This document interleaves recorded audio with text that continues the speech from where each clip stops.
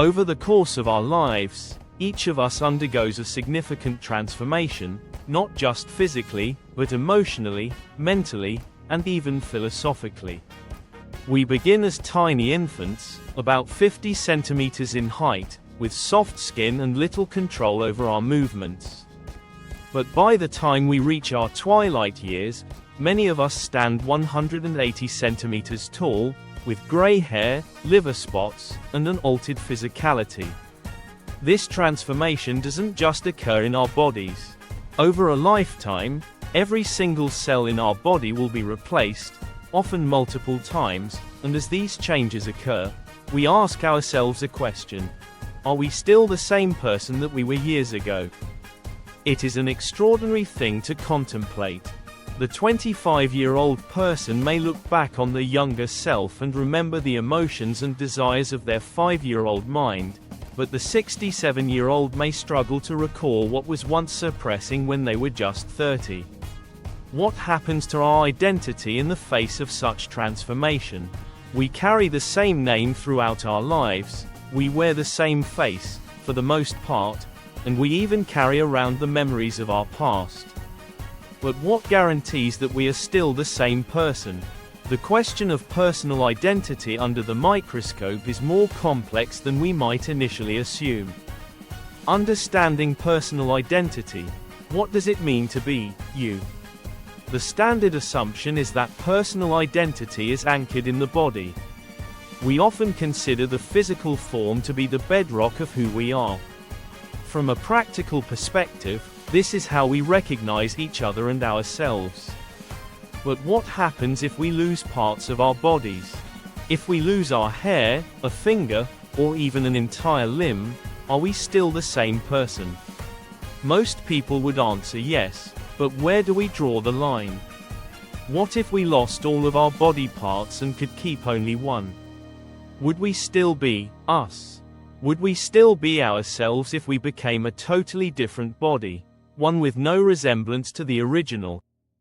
It turns out, philosophers like to push this assumption further, exploring the very essence of personal identity. Consider a thought experiment. If you could keep only a part of your body, what would it be? The brain, the heart, or something else entirely? Interestingly, many people would not pick the brain, even though it is the organ most often associated with thought, memory, and personal experience. Some would opt for more symbolic aspects of the body that represent personality or life force. The soul and identity. Is the mind what defines us? In certain philosophies, like Christianity, the body is seen as a temporary vessel, with the soul being the true essence of who we are. This view raises an interesting question. Is the soul our true identity? Could we exist without our bodies or memories, purely as our soul, or as some essence of the mind that is beyond our physical form? The challenge here is that these ideas force us to question whether we are tied to our bodies and their physical transformations, or if our identities transcend these fleeting changes. Imagine, if you will, that you could somehow preserve your soul or mind, detached from your body. What would that version of you look like? Would you still be the same person? And what happens to our identity after death? Memory and identity. Are you your memories? One of the cornerstones of personal identity is often considered to be memory. Memory shapes how we view ourselves and how we navigate the world.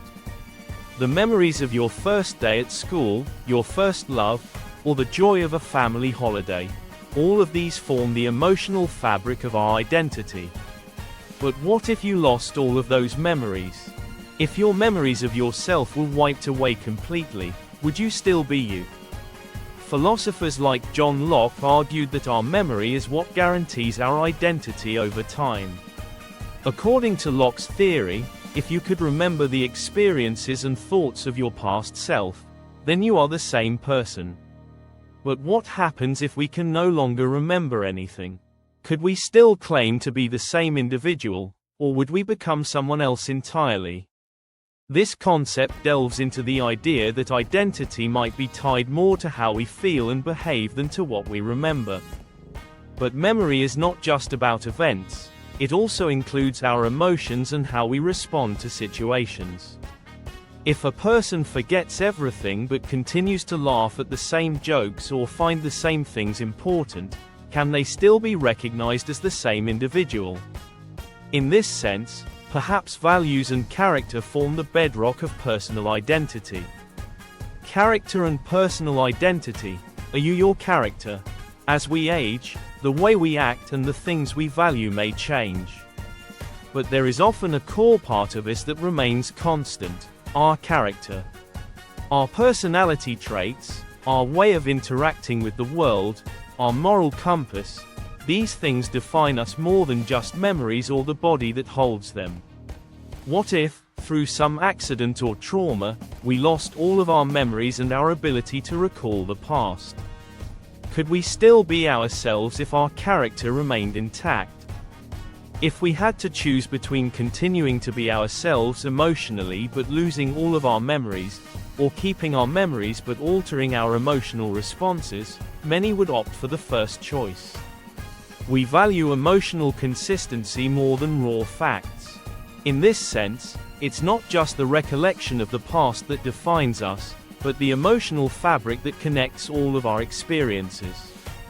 This may be what philosopher David Hume referred to as the self, the continuous thread that links the events of our lives together, despite memory loss or physical changes. The value of immortality. Can our identity survive after death? In considering death, we often ask, what happens to our identity after we die? If personal identity is tied to the physical body, then death is the end of our existence. But if our identity is connected to our character, our values, and our ideas, then perhaps a part of us continues to live on after death. In a sense, our values, behaviors, and the legacy of our ideas may live on far longer than we do. Even after we are gone, the influence we have had on others and the ideas we've imparted will continue to ripple through the world. Immortality in this sense doesn't mean living forever in a physical form, but rather having our influence continue across generations.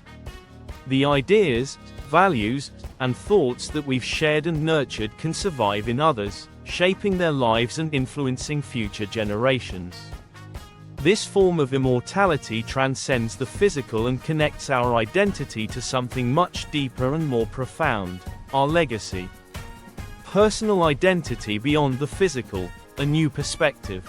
If we focus on the core of our identity, the values, character, and emotions, we begin to see that personal identity is not tied to one particular form or memory.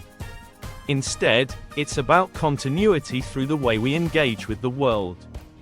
Our physical bodies change, our memories fade, and yet we remain ourselves through the values we uphold, the emotions we experience, and the impact we have on those around us. The study of personal identity reveals that it is not a static thing. It is dynamic, evolving, and deeply personal. Our identity can endure beyond the physical constraints of our body and even beyond the memory of our experiences.